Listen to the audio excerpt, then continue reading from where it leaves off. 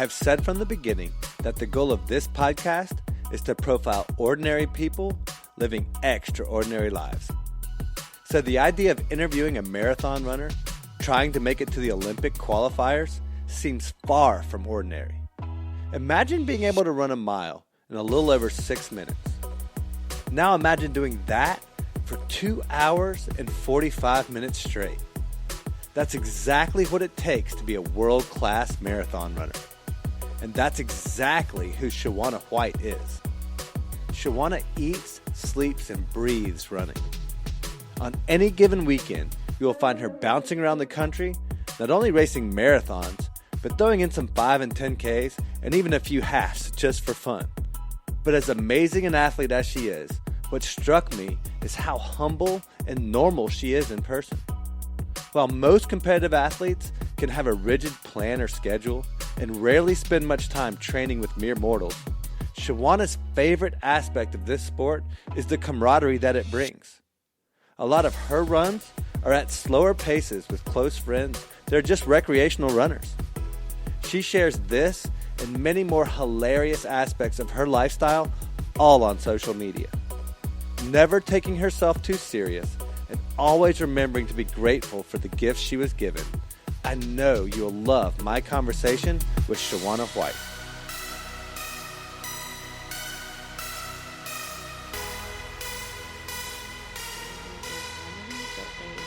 Do send me stuff for free and I talk about it, so That's I'm assuming fantastic. I am an ambassador for them. There you go. That's It's a like good way to do it. unofficial. Are anybody else you are an ambassador for or sponsored by? Anything. Any other products or companies? Well, I am ambassador for Coco Elite. I am part of Running Rabbit Elite team. What's Coco Lee? Coco Elite. They have Coco Elite. they have supplements that are based with cocoa. So they have just regular cocoa that's supposed to increase your cardiovascular endurance, and they also have a protein line as well. Is that the protein line that you use? Yes. Nice. So you're not vegan, or are you? No, I'm not vegan. But everything that you've told me so far, like you haven't told me any meat. So what do you have for dinner, or have you had dinner? I yet? haven't had dinner. And what's He's he gonna- he's actually making it cooking. now? Yeah, he's gonna make baked spaghetti.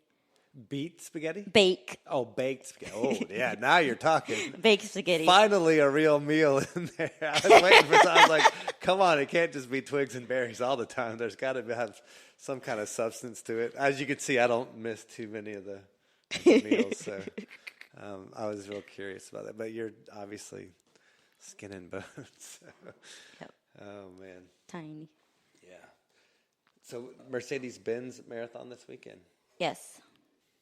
When we were originally doing this, I wanted us to, when I had energy, I was thinking, you know what, we should have a dance off at the end of this because I brought my camera and film and things. Oh, you did? And I was like, dude, You don't have no I don't energy. know if I got it in me to do all that. Man. Like, I just don't know if how good that's going to come off this late in the evening, that sort of thing. But anyway, so this is the Extraordinary Podcast, and my guest today is Shawanna White.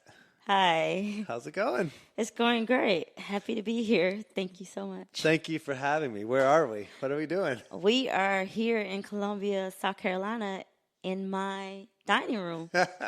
Hanging out, wrapping Yeah. up after a workout and long day. And we were just talking about it. It's my bedtime almost. And you haven't even got to have dinner yet. So thank you for letting us interrupt your busy schedule in order to do this. Really appreciate it. I'm really excited to talk to you and all the amazing things that you're up to and what you've got coming up, what you've been through, and where things are going from here. Well, let's start off at with what you've got coming up this weekend. Big race, right? Well, it's not a goal race, but it is a race that I love to do every single year in Birmingham, Alabama. It's the Mercedes-Benz Marathon. Okay. And I honestly just have a goal. I just keep returning each year because, honestly, I just want to win the race. And I said once I win the race, I'll stop going. I'll take a break and try another Nice. race. Awesome. How have you fared with that race up to this point? I think I have ran it the last 4 years. And so far, my highest finish is second place. Nice. Awesome. So, and I guess Let's backtrack a little bit. This is maybe a B goal for you because your A goal changed quite a bit for this year. Yes. Or for, I guess, maybe even wrapping up last year. And I don't mean to start this interview off on a little bit of a sour note, but I do want to take a minute to talk about the Olympic trials and where you're at and what your expectations were and what's going on with that now. Well, my goal was to try to make it to that start line in Atlanta, being that I am from Atlanta. In 2 weeks, the Olympic The Olymp- qualifiers in Atlanta. Yes, but unfortunately, I will not be there because I didn't meet the time of sub 2:45. The fastest time I was able to run was 2:45:19. So I'm just missed it by 20 seconds. So literally less than a second Per mile. Yeah, exactly. Wow, that's got to be. How did you handle that? Was that tough or? Well, at the time when I ran the time, I was really happy because it was the fastest I ever ran for a marathon. So There's still a PR for you. yeah, so you can't get mad when you run your fastest. Like, right? I like to have a positive approach to life and try to see the good in all situations. Yeah. And so this year you'll be going to the Olympic trials, but as an observer. Yes, I'll be a spectator cheering on all the runners. And giving you the motivation that you need for the new goal that you've set, which is 2024. Yes, 2024. Exactly. And Birmingham will be the first step in that direction. So that's going to be exciting. So let me ask you, what got you started with all this running stuff to begin with? Well, as a young child, I used to always go outside and play with my friends, and we played various amount of games. And also, when I was in middle school during field day, I would win all the competitions in field day. And actually, my PE teacher in middle school, he asked me to run track, but I told him no because my grandma wouldn't. My grandma only wanted me to go to school, come home, study, go to sleep, and sometimes get that education. Yes, that was her focus for Very me. important. But then when I went to high school, my high school coach, he saw me in the office one day, and he asked me the same question that my middle school my middle school PE teacher asked me, would I be interested in running track? And so this time I told him that he had to ask my grandmother. And so he asked my grandmother. She said yes, as long as he bring me home, because she didn't want me to ride MATA that late. Right. On a school night. On a school night. Yes. And that's how it all got rolling. Yes. So what was your first distance in high school? Where did they start you off? I started out as a middle distance runner. Yeah. I would start off in the 800 and the 1600, and then eventually they moved me up to the 3200. But most of the time with my coach, the way he decided on my distance for the region meet, he would collaborate with the coach from Alexander High School, and they would try to figure out the best races to put me in so I can qualify for state. So one year I ran that 800 and 3200, which is a weird combination. Right, that's an odd yeah. mix. It's such an odd. I ended up making it out in the 800, and I would have made it out in the 3200 if I would have just ran through the line. I slowed down, thinking that I had second place lock, and then next thing I know, a girl sprint right past me. Oh wow! Yeah, so lesson learned. yes, Huh? That's those are some memorable moments there for sure. Yes, for sure. And then you carried that on into college and had some success there as well? Yes. In college, I went to the University of West Georgia, and there I was on conference. I made all conference all 4 years. I think that was a school record, but I can't remember if somebody else either tied me for that record or was, but at the time, it was me. So that's cool. I don't know. Very cool. And then what was your transition over to marathon? Because that's a big shift going from, you certainly have the structure for those shorter distances. Obviously you thrived in even like the 5Ks and 10Ks, but what was it about the marathon? Well, to be perfectly honest, I really had no desire to run a marathon. I thought people who ran the marathon were not quite right. And Well, there's some truth to that, though, right? All marathon runners got to be a little bit crazy, don't they? and I was just like, why would anybody want to run that far?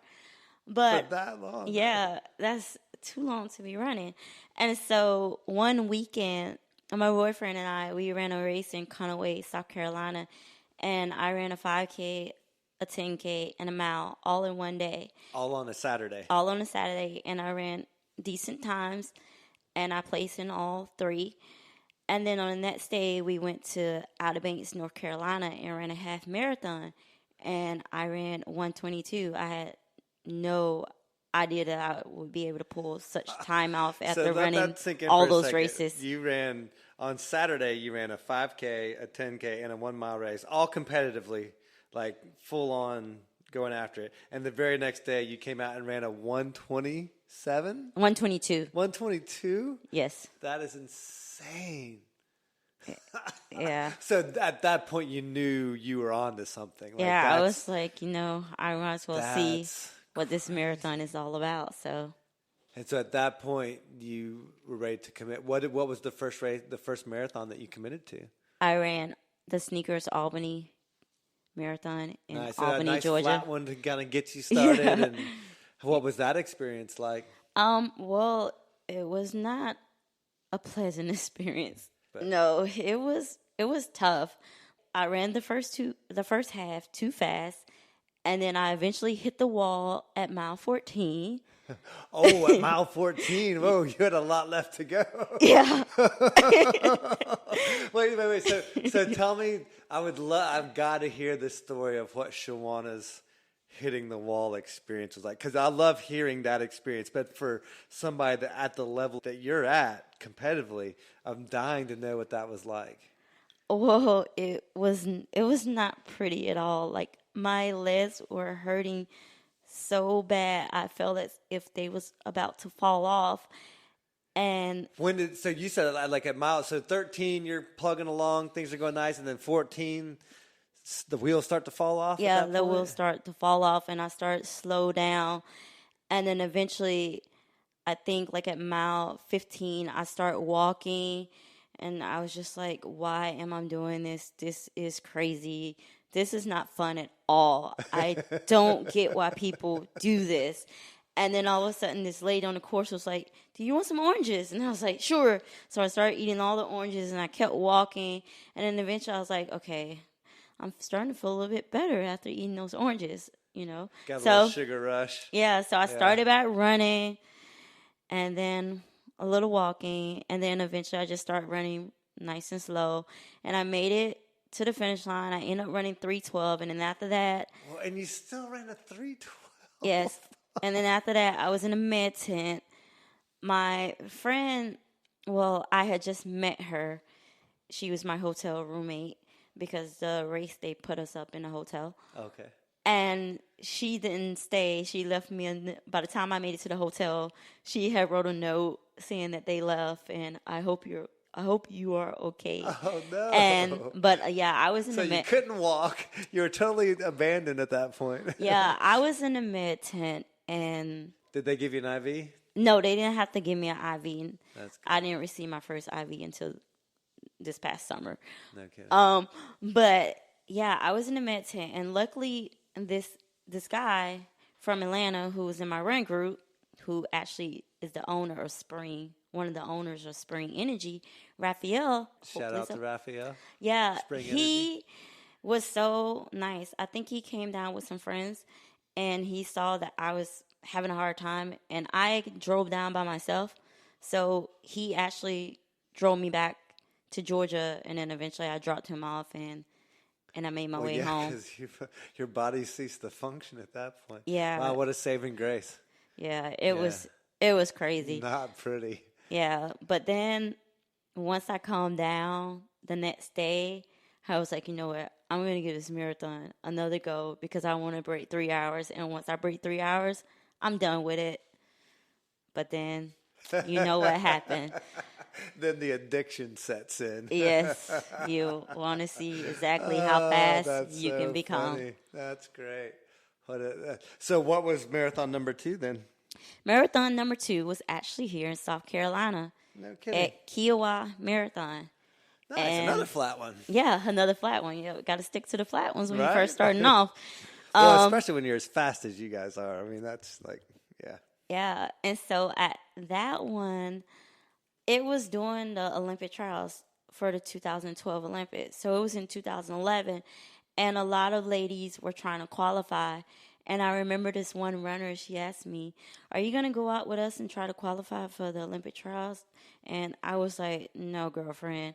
I'm just trying to break 3 hours. And if I see you guys out there, then I'll be like, okay. But I'm going to stick to my goal of breaking just 3 hours. And I'm just going to go like 6:45 pace and see if I can get a little faster."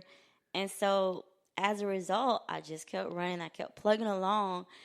And then in the process, I met this young lady on course. She was running a half, and she was trying to run a PR. And I was like, "What time are you trying to run?" And she was like, "Under 1:28." And I was like, "We're going to get this. If you just stay with me, you'll get the one. Yeah, you'll your get under." paces just so happen to work out perfectly. Yeah, and I was like, "Come on, girl, just stick with me." And that was so refreshing because I didn't even feel tired at the halfway point like I did in Albany. So I was like, "Wow, this is going great when you start out slow." So there's something to this pacing thing, huh? yeah, and so I just kept moving along, and then like at mile 24, I passed Zola Budd. You know Zola Budd from South Africa, the South Africa runner that was really controversial with Mary Slangy, in the 3,000. But I passed her, and she's such a great runner, and she's like a master's runner now. And she was like, "You're doing great." And she was like, "You're now in third." And I was like, What? I'm just assuming all the girls who was trying to OTQ, they dropped out when they didn't see they could meet the time. So I was like, how is this even happening? I'm in third place. What? So I just kept running for my life to try to get away from her. And then the next thing I know, I make it across the line, and I run 2:55, and all I wanted was to just run 2:59, and I was like, wow. How about that? Yeah. That's incredible. And that was on marathon number 2. Yes, number 2. Wow. So you blew right through the wall that time. Yeah. That's what Felt an good all incredible the way. experience. That's really neat. Yeah. Wow. So that's probably where you may have got some of the addiction as well. It's funny, we get that addiction from either one of two things, either tasting that success and wanting it again, or being terribly disappointing and knowing that we can do better. Unfortunately for me, it's usually terribly disappointing and knowing you can do better. But that's great. That's amazing. What a cool experience on marathon number 2. And those times, man, you talk about them so nonchalantly, and it's just it's pretty crazy. That marathon may have kind of felt like a failure to you a little bit. Do you have a favorite failure or a moment or something, an experience that you learned a lot from? Yeah. Actually, this is one that Orenthal actually teased me about from time to time. And when I look back on it, I'm like, I cannot believe I did this. But we ran a race in South Georgia. I think it was a 5K. And I didn't have a good day. And I ended up losing to a young runner. And, instead of just being happy that she did a great job, I instead sat in the middle of the road and start crying. And I'm like, I look at that and I'm like, how in the world, why did I ever do that? But that type of experience helped me to become the runner I am today. Crying because you lost, or crying because you failed to meet a goal? Crying because I lost. Because you lost to a younger, better athlete kind of thing. Yeah. That ego kind of came into play. Yeah. And so what did you learn from that? What was the impact that had on you after the fact, once you had some time to reflect? I mean, I learned that with running, being able to run is a gift.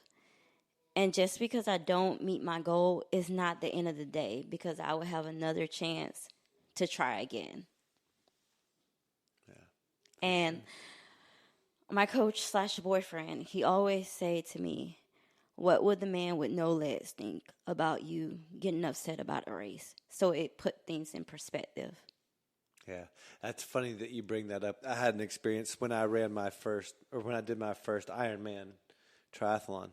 I was getting ready for that race and I was like super nervous and I couldn't decide what to do and I was kind of freaking out. I needed something to drink, so I was going to go into the bathroom to get some water out of the faucet because you're at the beach and there's no way to get water. I actually go into the women's restroom. I'm so nervous to get water.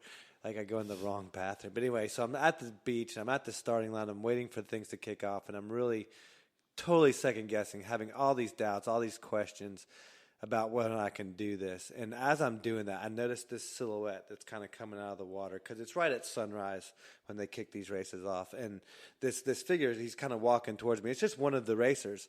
But I notice his silhouette is different than everybody else's. And the reason why it's different is because he doesn't have any arms. One arm is at the elbow and the other one is just a little bit off of the shoulder. And man, it hit me like a ton of bricks. This dude is about to do this race with no arms. Yeah. And you're sitting here freaking out. You've got all your limbs. You don't have any excuses. And you're freaking out and you're nervous and you're second. This guy's about to do something that's 10 times harder than what you're going to do. And it was something about that moment that gave me that fortitude, gave me that little bit of extra confidence. Like, all right, dude, if he can do this, you can do this. And exactly. That's always kind of been a motivator for me. It's like, there's always somebody else that's doing it. There's always somebody else or doing more, quite frankly. Like there's always somebody who's got it harder than you, that doesn't have it as easy, hasn't had the breaks that you've had, that's out there making it happen. Yeah. It makes it real easy to eliminate a lot of those excuses exactly that you come up with. Speaking of that, so like what's a perfect or ideal day look like for you? I imagine that involves some running. Yeah, like if I can pick my perfect day, my ideal day is summertime when I'm off from work and I'm able to sleep in and then I'm able to get up and go run with my friends because some of my friends, they work from home and so sometimes it's hard to run with them because they run like at 10 o'clock and that just doesn't fit with my work schedule. For some of us working folks, right? No, not at all. So it would include some running with my friend, then coming back, relaxing, and then probably going to a park and read a book. Nice. Yeah, that would be a great day for me. One of the things that really appealed to me about you, most road runners are very competitive, and they have, especially people at your level, and they have a lot of very big goals that they're going after. So in the process of doing that and having those big goals, they tend to have very structured workouts, very structured runs where they aren't really willing to run with a lot of other people or kind of stray from their routines. One of the things that's so neat about you is that you, despite the fact of how competitive you are and all the competitive stuff that you're doing, you run slower paces with other people. Like a lot of your runs are at my level, which is like, which is like almost going backwards for you. But tell me a little bit about that, because that's not something that you see with a lot of road runners, especially competitive ones. Yeah. I think it's really important to run easy. And so by running easy, it allowed me to run with different people. And I just enjoy people and just being around people. So that's why I do it, because like my coach have it set up, like I only do 1 to 2 hard workouts a week. And then the rest is easy because we race almost every single Saturday, and so the Saturday races are used as workouts. That's considered a hard workout day, for sure. Yeah. So I mean, it's just really a joy to just run with other people, and sometimes I can help them out with their workouts, and just the fellowship in a community. Yeah, that's such a big part of it, right? Like for me, like that's what running is for me. Because I've never had the level of success that you've had. So I've always used running as like a little bit of a getaway, a chance to kind of get up with buddies, a chance to kind of have that community kind of experience. Yeah, and like what I found, Nate, is that the most times I have the greatest runs is when I share with other people. When I try to be structured and just run by myself, that's when I don't run my best. But I run my best when I share with others. Isn't that funny? Well, we were talking about too, like even in some of your races, some of those races where you linked up with somebody and had that partnership, that actually kind of drove you to have even a little bit better race than even that you realized you were having. Yes. And quite frankly, for me, like, it makes it a good distraction. Yeah. It takes away from some of the pain and suffering, and like it makes those miles click off a little bit faster, a little bit quicker, a little bit easier. How many marathons have you done at this point? 24. 24. Yes. And how old were you when you did your first one? Or how many years ago? We won't discuss age. Well, how many years ago was it when you did well, your first? I don't exactly know how old I was when I did it, but I just recently turned 40, and I'm excited to be a master's runner because now Welcome to the old people's club. Yeah, it just opened the doors to new opportunities and to meet new people because I plan on running some of the USA track and field championships for masters runners now. So I'm super excited about that. But back to your question, my first marathon was back in 2011. So, I mean, you can do the math real quick to figure out how old I was.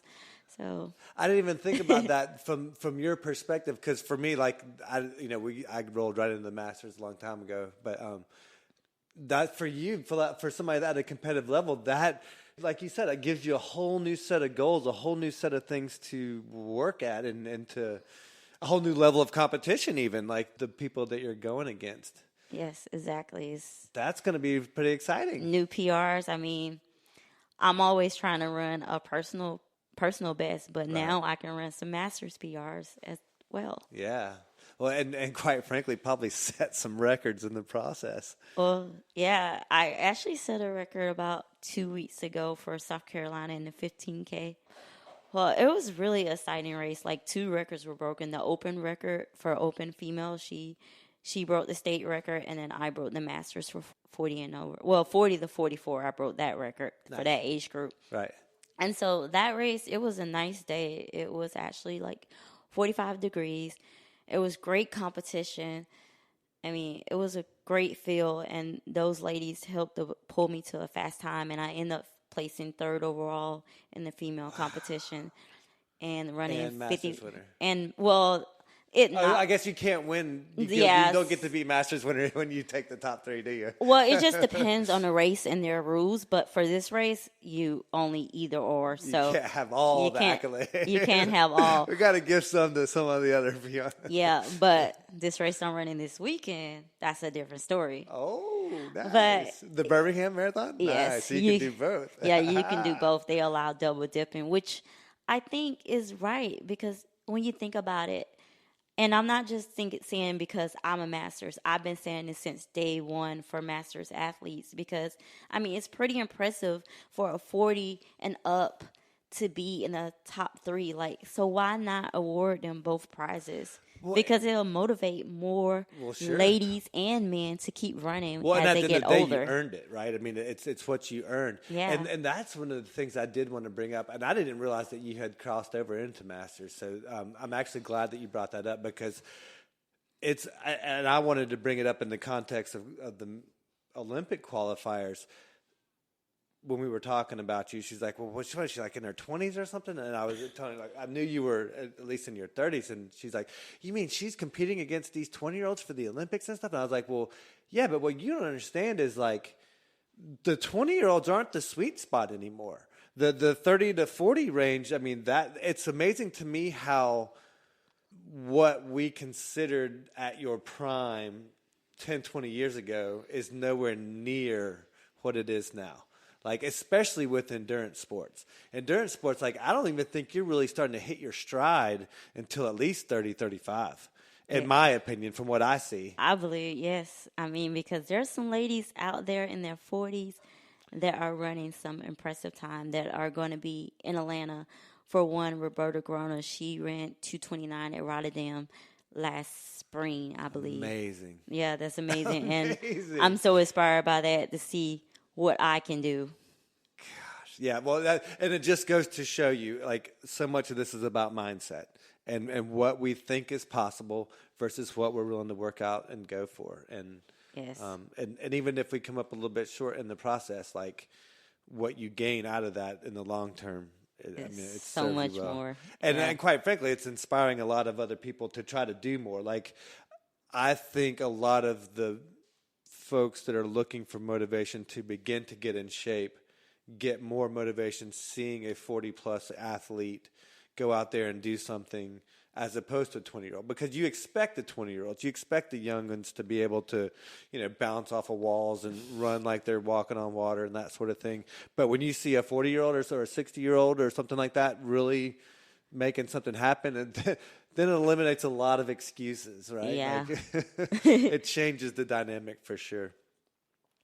So you said a perfect day for you would be sleeping in a little bit. Yeah. Is it safe to assume that you're a night owl and not an early bird?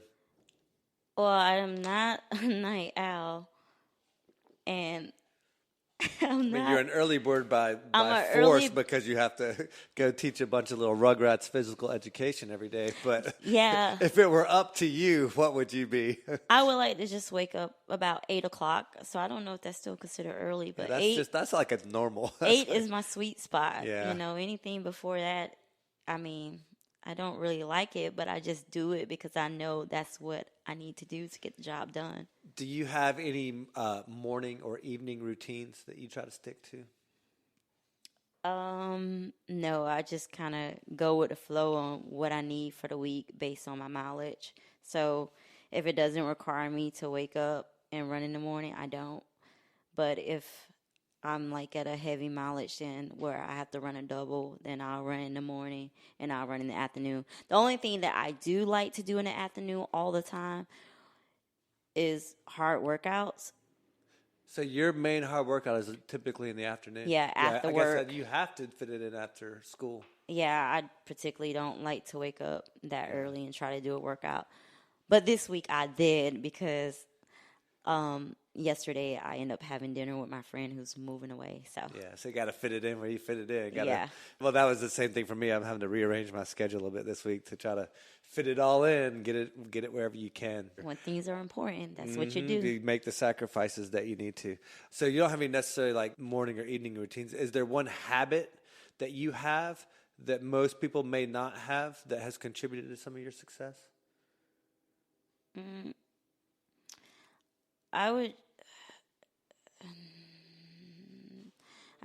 only thing I would think is, most people don't understand how I'm able to perform at such a high level and race as much as I do.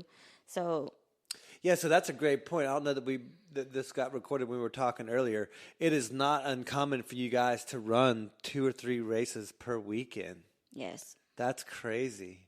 And it just go back to the whole mindset thing. Like, we believe that we can do it, and so that's how we're able to do it. It's nothing special. And having to travel in between sometimes, like you're talking about, like this weekend, you've got one race that's in South Carolina, then you're having to travel to Birmingham, right?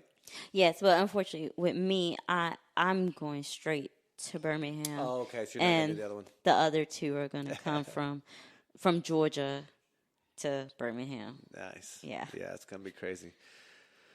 What's something odd, weird, or different about you compared to most other people, besides the fact that you're lightning fast?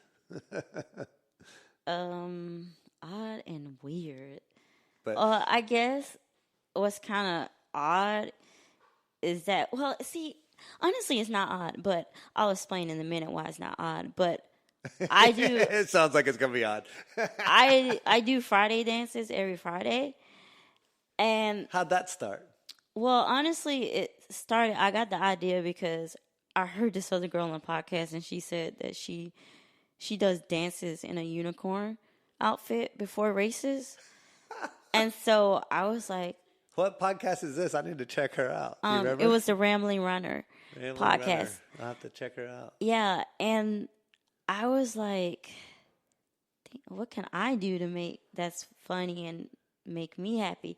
And I thought about dancing. And what's really funny is I really can't dance, but That's so great that you. I was hoping to bring this up because. But I enjoy dancing. Yes. It's fun. And also, growing up as a kid, me and my friend Carmen, we used to dance for her daddy customers because he was a mechanic, and he would do work at home as well as his regular job. And we would do these dances. And I don't know if, as a child, if I had more rhythm and I just lost it as an adult. And I was like, you know, I'm going to do these Friday dances because at first I was doing like parodies of pictures of people. I would just get on Instagram and I would do the same pose to make just a parody Yeah, because I saw yeah. Salty Running doing it and I was like, oh, that's really cool and pretty fun and it's going to make people happy and you Yeah, know, bring a little joy to the world. yeah, and that's what I wanted to do. And so Yeah. I was like, you know what? Instead of doing all these pictures and copying these pictures from people's pages, I can just do dances every Friday and sometimes I can get some friends to join in. Well, I have to tell you, it definitely hooked me because that was really what started our relationship was seeing those Friday dances. Because, like, you know, being an old crusty white guy, I like to think I have a little bit of dance skills. But then to see somebody who is young and fit and like obviously a super fast runner, and to see that lack of dance skills, and I'm so glad that you put that out there. Yes. It just tickled me to death. It just really gets me. So if we'll plug your Instagram page at the end of the show because we give everybody a chance to plug everything. But check out the Instagram page, check out the Friday dances, and you'll see what we're talking about. It's good quality stuff. That is something definitely weird, odd, or different about you compared to most other people, for sure. Yes. That's awesome. I love it. How do you increase knowledge? Do you like to read? Do you do podcasts? How are you increasing your education, whether it be for running or otherwise? Well, whether it's from running or for my job, which I'm a physical education teacher, I like to read. I like to learn from other people. My coach, he's really smart. He knows a lot of stuff, and he helps me to learn a lot of stuff as well. And I also love to listen to podcasts. Yeah, it sounds like you've got a couple that you're into. Any podcasts in particular that you're really into that we haven't already covered? I really enjoy listening to running podcasts because I'm a super runner, and it's really funny because I got a massage earlier today, and I was talking about the Olympic trials, and I was spitting out all these people times and what they did, and my massage therapist, she was like, "You can be like a sports announcer," and I was like, "Yeah, I know a lot of facts about different people, Especially for the running world, right? Like you can just rattle them off." So I like Lindsey Hine and Allie on the Run. Yeah. Those are, and the Rambling Runner. Those are my three favorite. Oh, we can't forget our buddy Phil. Yeah, our I haven't. Mutual friend. Yeah, I really need to check out his podcast. Well, he's only got a couple episodes. Yeah, so I know. It's just started, so yeah, he's just I getting probably warmed will up. listen to some of them this weekend on my drive. I'm looking forward to getting him on here as well. He's taken that next step into the whole endurance world, man. That whole 100+ Yeah. That's opening a whole nother can of worms. So I did want to ask you about that. Because you kind of have that mentality of running with friends and that sense of community, that's very common in the folks who like to run on dirt, which I'm one of those people, the trail runners. Have you ever thought about doing any of the trail running, any of the endurance stuff, or getting into that realm at all? Okay, so you see, I don't know if you can see my knee, and people probably can't see it. Yeah, they're not going to be able to see it on but the show, so we'll have to explain it to I am not good on the trails. I tend to fall down a lot. Did you fall on your knee that tore it up, or did you have some surgery done? Or No, I haven't had to have any surgery, but I fell on the trail on the first day of the year because I was like, I am going to go run on the trail with my friends and start the new year off on a different surface. Yeah. And then the next thing I know, I fell on the ground and hit my knee. And then from there, I've even been falling on concrete. So I'm just falling into 2020. Yeah. But I don't know about the trails. I mean, I did run a 5K last year in North Carolina, and that one was okay. It wasn't too technical. Yeah. So I don't know. I really want to venture out into the trails. I need to just get a little bit more practice because I think I can be really successful on the trails because I enjoy just running. Yeah. Just simply just going out and just run as long as I can. So it seems like my type of people. For sure. Oh, it's definitely your crowd for sure. But it is a different kind of running. Is what I've found. And for slower folks like me, it's you kind of forget about the PRs and the some of the pacing. It's more about just kind of like the survival kind of mentality. survival mode. Just so again, it kind of changes. You're more worried about picking up your feet than getting like that max stride and max efficiency that you're probably like already doing automatically in your mind. So yeah, it definitely changes the dynamic of it all. Do you ever do you run with music much at all? No, I do listen to podcasts on easy runs when I run solo. But when you're doing your workouts, you're dialed in. No. You're getting I'm focused. You're getting yelled at by your coach or something. I think right, kind of sort of deal. Yeah. So let's talk about that dynamic a little bit because that can be difficult to have a relationship with someone that's also your acting as a coach or a mentor. How did that get started, and what is that dynamic like? Well, originally I had another coach in Georgia, but unfortunately he stopped coaching me, and then I started coaching myself. And so I remember one day I asked, his name is Orenthal, but I call him Rashad. The same person, guys. And so Where does Rashad come from? Is that a middle name or a yes, nickname? that's his middle name, Okay. and most family members call him Rashad. Okay. And so, yeah, so I just remember one day I was asking him, I was like, do you think I should do this?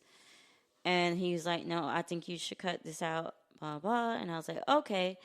And then eventually one day I was just like, do you want to coach me? And he said, okay.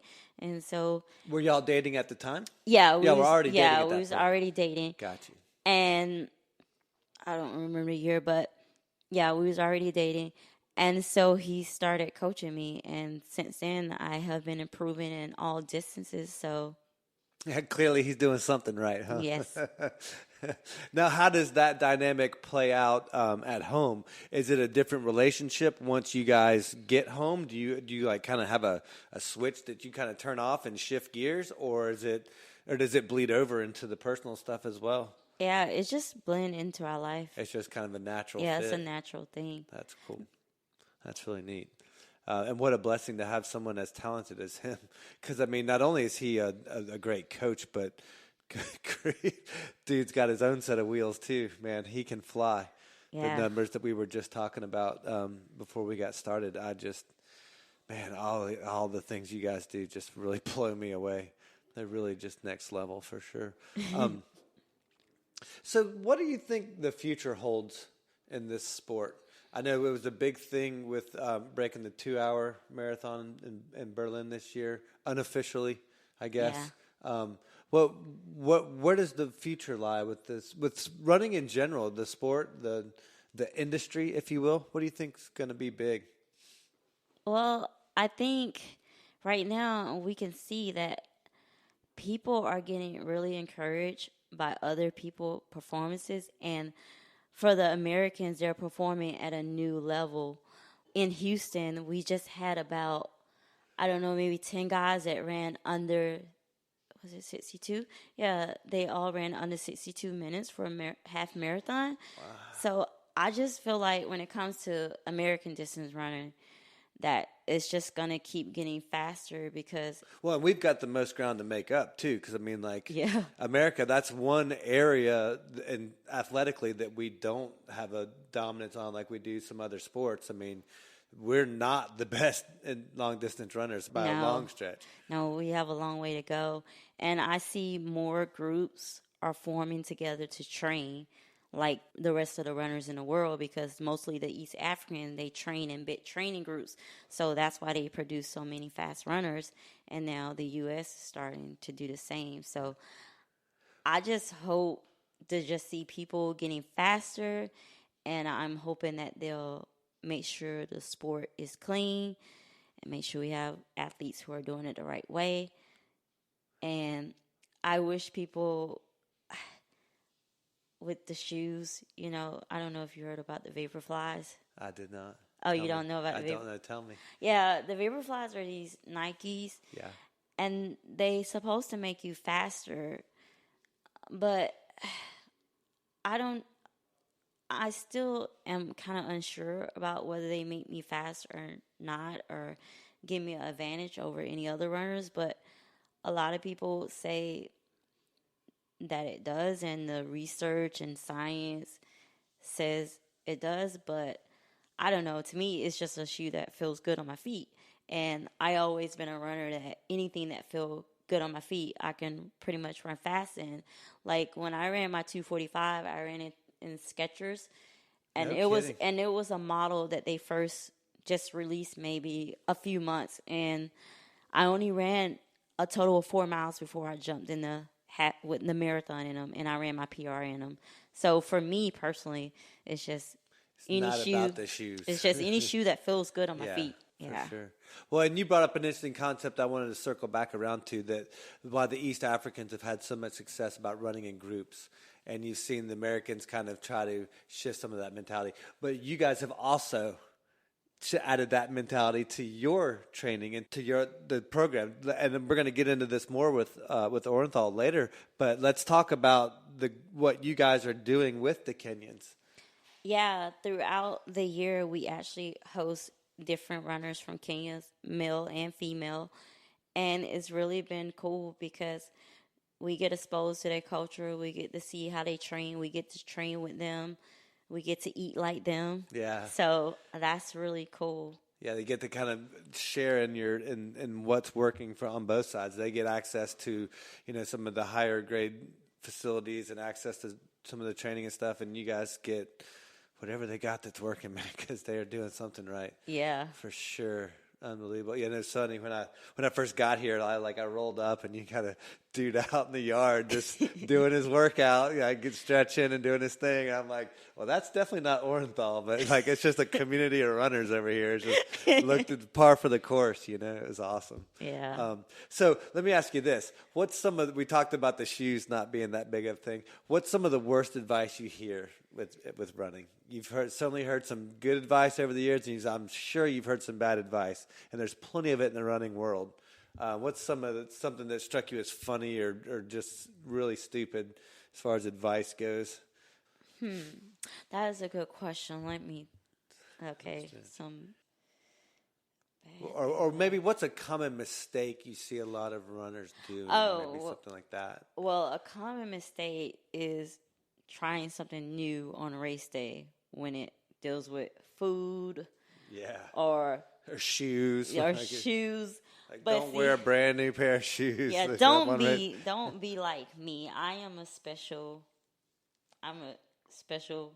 unique, weird. Maybe we'll say freak of nature. Yeah, I'm different. With the highest complimentary. Yeah, needs. I'm different, and I like to do things outside the box. I don't like to be like everybody else, so I'm up to trying new things on the run. Like I would try nutrition in a race. For the first time? Yeah, for the first time. But you're telling people don't do that. Yeah, I'm telling people not to do as I do. Do as I say, not as I do. That's right. I love it. It's not like me talking to my kids. So, yeah, I pretty much give my own self the worst advice. Yeah. Okay, so here's an interesting one for you. What's your favorite item under $100 that you use on a daily basis that you could not live without? Being a runner, my Roga foam roller. Your foam roller? Yeah. Nice. I have to use that on a daily basis. Yeah, that's most runners could not live without that, especially on the hips, man. Yeah, gotta keep the muscles happy. I could not do it without those hips. And you get those regular massages too, those help a lot too. Yes. But those end up being more than $100 over time. Yeah. For sure. What's the biggest budget expense that you guys have to have or what's a budget expense item on your family budget maybe that a lot of other people don't have to have? Well, see, what's really cool with us, we don't really incur that much because most of the races we get comp entries. Right. Some of the races we get free hotel and travel. No kidding. Yes. Is that through sponsors or is that through races? Through the race organization? What the race offer. No kidding. Yes. That's incredible. So it really helped with the expenses. So it's like I sometimes forget that some of my friends, they have to pay for all of these races. And I mean, we run over 70 races in a year. So you can That's imagine amazing. if we had to pay for every single one, I don't know how we would be able to do that. But Yeah, yeah. unfortunately, being talented, it has its perks. It has its advantages, right? Yeah. Yeah, for sure. So, what is one of the biggest challenges about trying to live that kind of a lifestyle? I guess the biggest challenge is doing it with a regular 9 to 5 because sometimes for me personally, I'm tired or I'm either tired, really tired after work, or I'm tired when I get to work if I Right. actually run. Well, yeah, if So you're coming off like 2 or 3 races in a weekend, Monday is like you're wiped out. yeah, it's pretty hard. And then being a PE teacher, I'm always on my feet, so Right. that just adds More extra. physically demanding. Yeah, it just make it more demanding for me, but I love it, so I just roll with the punches. That's awesome. Who would you like to interview if you had a podcast, or who fascinates you? Well, runners. I figured as much. Anyone in particular? I mean, I figured you could probably go down the whole list of ones you'd like to talk to, or anyone in particular that's real inspiring for you in particular. Well, I would like to learn more about different Black American distance runners, being that there's not a lot at a high level. And when I say Black Americans, I mean people that are born here in the United States. So I would like to learn more about the first African American, Marilyn Bevins, who ran the first sub 3 hours. I would also like to learn about some people that I follow on Instagram, like Natalie. I think her Instagram handle is Nats Runs. And then I also would like to learn about Peyton Thomas. She just qualified for the Olympic trials at CIM. So Nice. just some people that I follow on Instagram that are Black Americans or African American Yeah. runners, and also some ladies in New York. There's some fast African American runners up there in New York that I would like to learn about as well. Yeah. Yeah, it's funny because you have like the East African contingent that wins everything typically, but then you've got these Europeans that tend to be that next batch or that next level, and then you tend to see the Americans after that. And it is kind of interesting that in the endurance or in the longer distances you don't see that same level of dominance. Yes. What's your favorite book? My favorite book is David Goggins' Can't Hurt Me. It's really good. And I plan on one day listening to the audio because I heard that's Does he do the audio? yeah. Yeah, I bet that's They say intense. it's even better because I think like afterwards it goes into like a podcast where he's talking more about it and whatnot and going into more details. Yeah. So I think that would be, yeah, that's my favorite book. There's a great book that Jesse Itzler wrote that's Living with the Marine. And he brought David Goggins, before David Goggins became David Goggins, who he is now. Jesse Itzler saw him at the one of the 100-mile races out in Cali and asked him to come live with them. And so David Goggins moved into his home with him for like 90 days. And the whole book is just the experience of having David Goggins live in your house with you. Nice. And it is hilarious. It's such a good read. And Jesse Itzler's a good storyteller anyway. Okay, I have to But check that out. Yeah, check it. It's all about, but it's just this life with David Goggins, man. And it's pretty serious. It's that guy, man, he works on a different level. Yeah, he's very intense and He just is straightforward. Intense is the right word. Very intense. How do you track your workouts? What do you use for all your tracking and everything? I use Garmin Connect and Strava. Okay, so you're on Strava. I need to connect with you on Strava. I don't think we're... Well, Yeah. that's just going to be depressing. I probably don't want to connect with you on Strava. I don't want to see your numbers. That'll be insane. You'll see some of my easy days. Yeah, that'll make me feel better. It always does make me feel better when I see your easy runs on Instagram. I'm like, yeah, so see, she's sometimes human too, Yeah. What's the most... when you do listen to music, what kind of music are you into? I like all kind of music, from country music, R&B, pop, What's the most... anything that sounds good. on the What's ears. the most embarrassing song that you have on your phone right now? Oh, Or well, it's embarrassing silly. that all the things on my phone is deleted, so I don't have any music Oh on my no. phone. No, I just have a bunch of podcasts. Nice. Yeah. Well, I like the fact that you don't spend time with the music so much and do focus on the learning and stuff, because when you're training as much as you are, that's you have a lot of time to kill, and it's a great way to kind of get the benefits of both. You get the physical stimulation and the mental stimulation. And I've found as well, like I tend to retain more when I'm listening to it, like during exercise and stuff like that. Yeah. Yeah, that's But cool. my two favorite songs that I like are Cake, Going the Distance. Have you ever heard that I song? do know that song. Yeah. And then Champion by Carrie Underwood. Oh, nice. Very Yeah. cool. Cheesy ones, right in my wheelhouse for Yep. sure. So, mentors. Obviously, your boyfriend and your coach acts as a mentor, but one person in particular that was a mentor for you was your grandmother. Yes. Any experiences or stories that you could share about life with Sarah that you'd be willing to share, or anything that made a lasting impact on you with her? Let's see.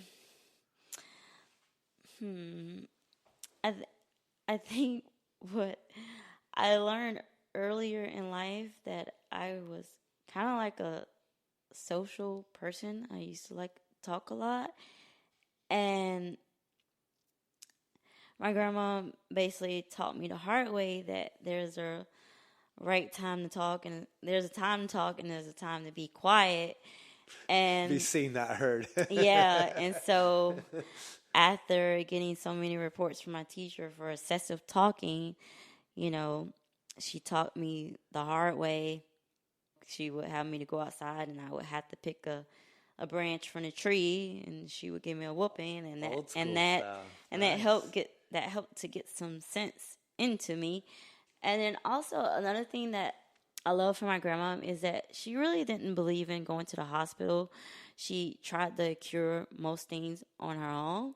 And so as an adult, I kind of simply do that too. And I tend to not get sick very much where I have to go to a doctor. The only doctor I go to is a chiropractor.